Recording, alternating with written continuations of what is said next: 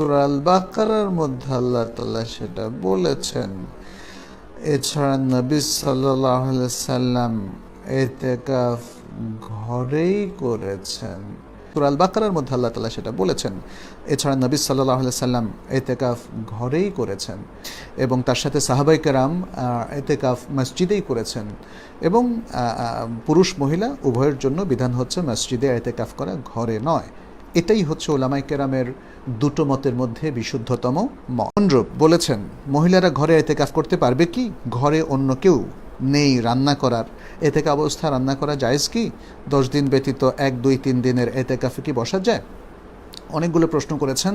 প্রথম কথা হচ্ছে, এই মাসআলার মধ্যে উলামায়ে কেরাম ইখতিলাফ করেছেন। আমাদের দেশের অনেক উলামায়ে কেরাম তারা বলেন যে ঘরে ইতিকাফ করা যাবে, কিন্তু অধিকাংশ উলামায়ে কেরামের অভিমত হচ্ছে, এবং সেটাই শুদ্ধ, কারণ কোরআন এবং হাদিসের দলিল সেটারই সাক্ষ্য দেয় যে ঘরে কোনো ইতিকাফ নেই।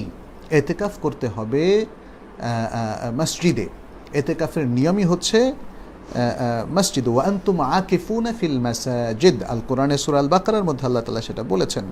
এছাড়া নবী সাল্লাল্লাহু আলাইহি সাল্লাম ইতিকাফ ঘরেই করে